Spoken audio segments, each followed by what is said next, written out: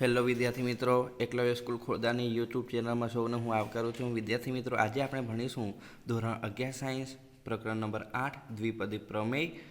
એમાં પ્રથમ ભાગ જોવા જઈ રહ્યા છે. વિદ્યાર્થી મિત્રો, એમાં સ્વાધ્યાય 8.1ના જે દાખલાઓ છે એ આપણે ભણીશું. વિદ્યાર્થી મિત્રો, પ્રથમ દાખલો જે છે અભિવ્યક્તિઓનું વિસ્તરણ કરો, એટલે કે વિસ્તરણ કરવાના જે દાખલાઓ છે જે આપણે દ્વિપદી પ્રમેયનો ઉપયોગ કરીને વિસ્તરણ કરવાનું છે. અહીં પ્રથમ દાખલો જે વસ્તુ આપી છે એટલે કે 1 - 2x રેઝ ટુ 5 ઘાત છે, એટલે 5 ઘાત આપી છે અને એનું આપણે દ્વિપદી પ્રમેયનો ઉપયોગ કરીને વિસ્તરણ કરવાનું છે. તો વિદ્યાર્થી મિત્રો, સૌ પ્રથમ જે 1 - 2xની 5 ઘાત છે, તો સૌ પ્રથમ આપણે 1ના 1 રાખીશું અને આ જે માઇનસ છે એની જગ્યાએ પ્લસ કરીશું અને -2xને આપણે સાથે રાખીશું, એટલે કે આ રીતે થઈ જશે અને એની 5 ઘાત છે. તો વિદ્યાર્થી મિત્રો, 1 + -2xની 5 ઘાત છે. હવે 1 જે છે 1ને આપણે a ગણીશું અને -2xને આપણે b ગણીશું. a વત્તા b એની 5 ઘાત છે ત્યારે એનું આપણે વિસ્તરણ કરવાનું છે. તો વિદ્યાર્થી મિત્રો, સૌ પ્રથમ આપણે જ્યારે વિસ્તરણ દાખલા જોઈશું તો એમાં આપણે જ્યારે a વત્તા b એની જ્યારે 5 ઘાત હોય તો આપણે 5c0થી શરૂઆત કરીશું. 5 ઘાત છે અને 0 અને એની 5 ઘાત બીની 0 ઘાત હશે. વચ્ચે વત્તાનું છે એટલે વત્તાનું ચિહ્ન રાખીશું.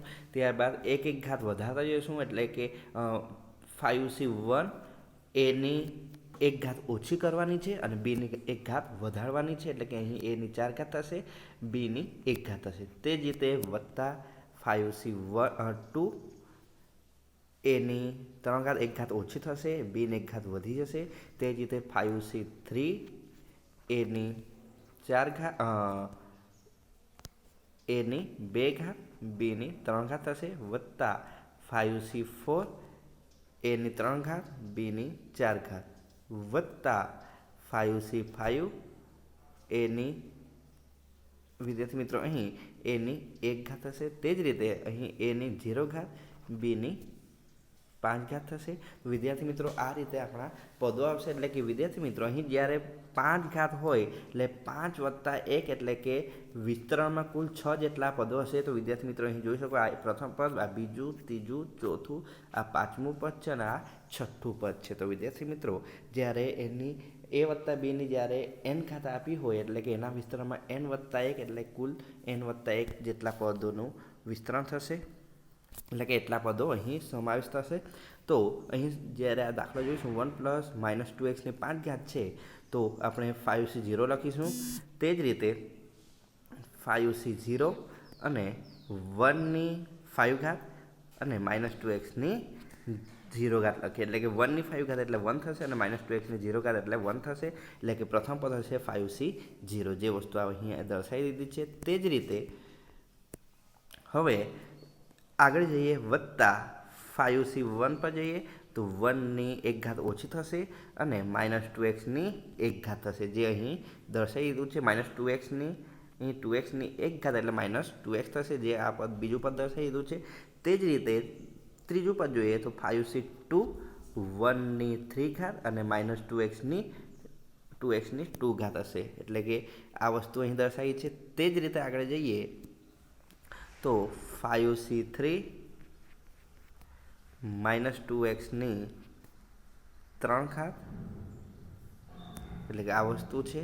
તે જ રીતે 5c4 -2xની 4 ઘાત, 5c5 -2xની 5 ઘાત. વિદ્યાર્થી મિત્રો, અહીં એકની 1 ઘાત ઉતરતા ક્રમમાં જશે, પરંતુ એકની ગમે એટલી ઘાત લખીશું, પરંતુ જવાબ એક જ આવશે, માટે આપણે લખવાની કોઈ જરૂર નથી. એટલે કે એના વિસ્તરણમાં કુલ 6 જેટલા પદો હશે, 5 ઘાત હોવાથી 6 પદો આવશે અને આ 6 પદો અહીં દર્શાવી દીધા છે. હવે 5c0 એટલે વિદ્યાર્થી મિત્રો અહીં 1, ત્યારબાદ 5c1 એટલે આપણે 5 લખીશું.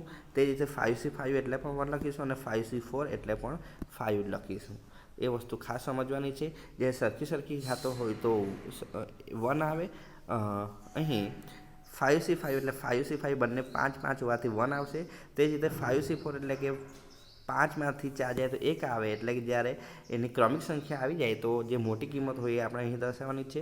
5c0 એટલે 1 અને 5c1 એટલે 5 લખવાનું છે, એ વસ્તુ અહીં દર્શાવી દીધી છે. ત્યારબાદ 5c2 એનું વિસ્તરણ કરીશું. 5c2 એટલે કે આપણે 5C2 એટલે કે 5 ફેક્ટર છેદમાં 5 ઓછા 2 ફેક્ટર અને 2 ફેક્ટર એટલે કે 5 ફેક્ટર 5 ઓછા 2 એટલે કે 3 ફેક્ટર થશે અને 2 ફેક્ટર થશે એટલે કે 5 એટલે કે 5 ગુણ્યા 3 5 ગુણ્યા 4 ગુણ્યા 3 ગુણ્યા 2 ફેક્ટર છેદમાં 3 ફેક્ટર ગુણ્યા 2 ફેક્ટર 3 3 જશે આ 2 ફેક્ટર જશે 5 ચોક 20 થશે।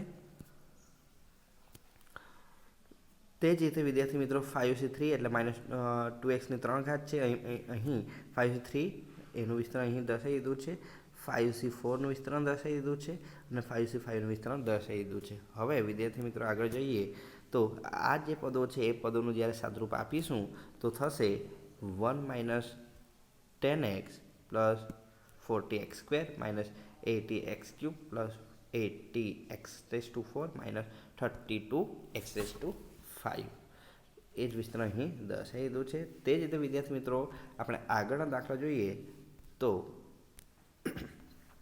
બીજા દાખલા છે આ જે અભિવ્યક્તિઓ છે એનું વિસ્તરણ કરવાનું છે। અહીં પણ 2x - x/2⁵ છે તો અહીં આપણે આ જે 2x છે એને આપણે a તરીકે લઈએ અને -x/2 છે એને આપણે b તરીકે લઈશું અને અહીં એની જે 5 ઘાત છે એને આપણે n તરીકે લઈશું।